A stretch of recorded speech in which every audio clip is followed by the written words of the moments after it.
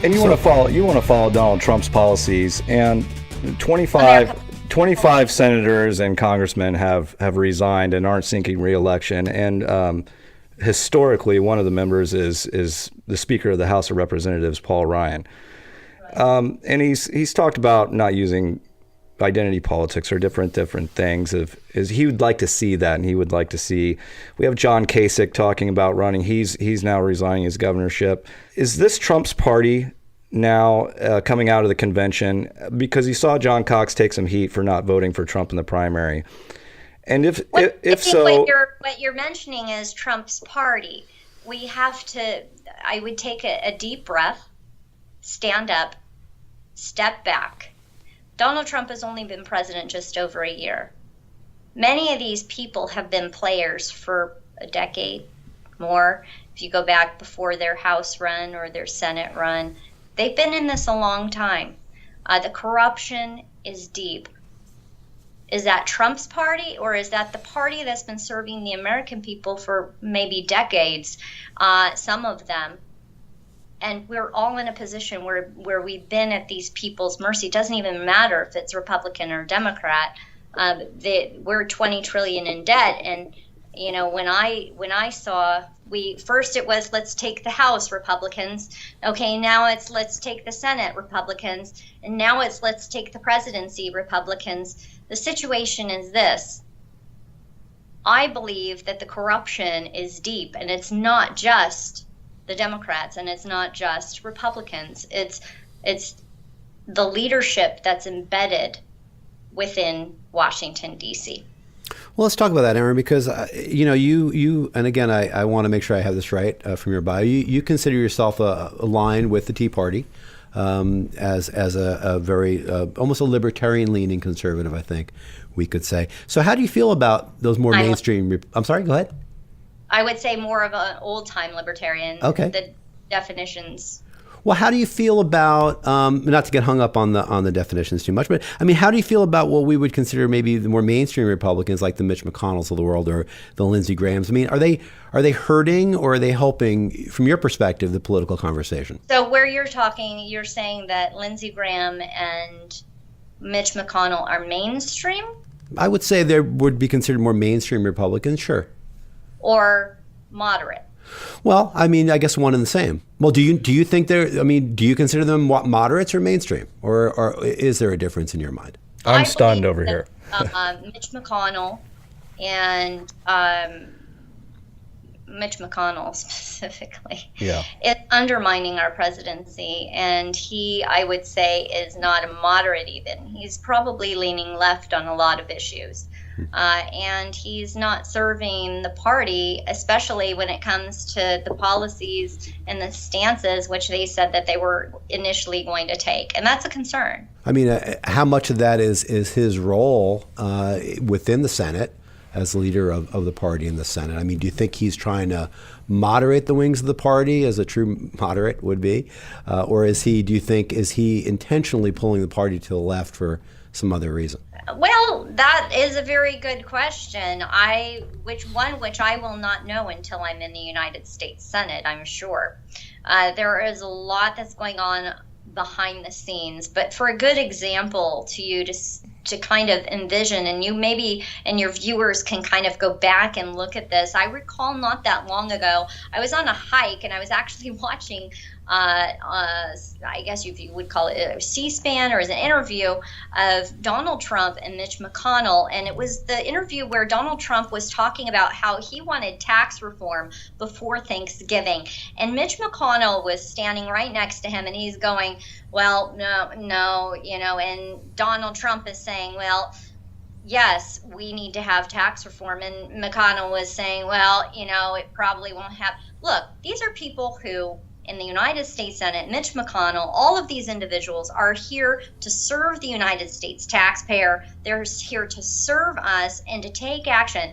If the tax code isn't serving the populace, if it's inappropriate, if it needs to be reformed, it should not take 30 years. And for Mitch McConnell to sit there and undermine our president, he should have stood there and said, well, we are working on it. We are going to do our best to meet the president's desired timeline. Well, maybe but there are a lot of, you say, taxpayers in the United States who have a variety of different viewpoints on that.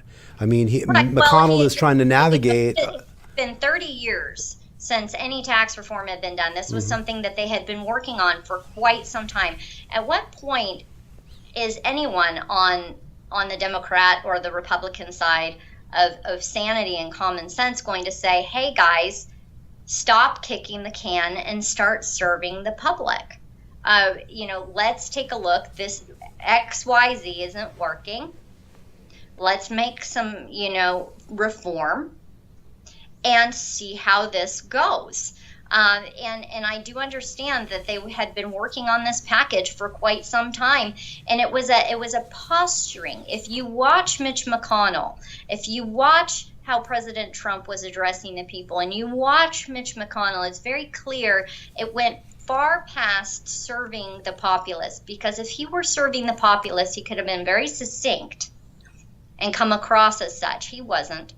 He was very much upset with what Donald Trump was trying to communicate and wanting to accomplish. And to me, that's not working in favor of the American people, because the fact is that we elected Donald Trump. And so he should be trying to work towards a position of working for and with the president, for and with the support of the American people, and get stuff done. Well, how much of the Freedom Caucus have some play in this? I mean, it seems like every time Mitch makes a deal with the Democrats, the Freedom Caucus comes in and he draws a line in the sand and says, no, it has to meet all these parameters, and the deal gets squashed. Or, and even Trump has been a little bit upset with the Freedom Caucus for some of the tactics there of the deal not being good enough. Well, when is a deal good enough? Well, when it's agreed upon, I mean, the American people in the way that it should serve the American people. We're $20 trillion in debt, ladies and gentlemen. We have a situation where amnesty is now on the table. We have a border basically a border war. We're having caravans come and camp at our border. We have all of these issues. At what point do we stop and say, hey, this pot has been brewing for a very long time, and it's time to look to see what's going on there and, look at that bigger picture. And certainly the Democrats have made it very clear that many of them, or shall I say most of them, are not in a position where they want to compromise. And that's not serving the American people either. And the Freedom Caucus, they're the Freedom Caucus. They're playing their function in government just as many other caucuses do. And so, McConnell in his relation to the Senate, I mean, the Senate is far more left-leaning than probably the president would like. And probably much of what you're seeing in the immigration and the tax reform and otherwise is probably also maybe the heat that's getting turned up from the United States Senate not doing its job to work forward and push forth the nominations that President Trump has suggested that he needs for these different offices. I think it was 60% of the people he needs in those positions have not been put through, and he needs that in order to do his job and be effective. And we need that as a people to make sure that our government is working efficiently. And so it's kind of like that pressure cooker. It's something where these people who are up in D.C., and this is one reason why I'm running, is these people up in D.C., they're not serving the American public. And here in California, okay, I am a conservative. I'm a constitutional conservative. But the fact of the matter is there are a lot of not progressive, actual centrist Democrats who would support my candidacy and say they do support my candidacy because they are tired of the corruption. They want somebody who will listen to them and hear what they have to say, as long as it makes good business sense, as long as it's founded in the United States Constitution, to get the job done.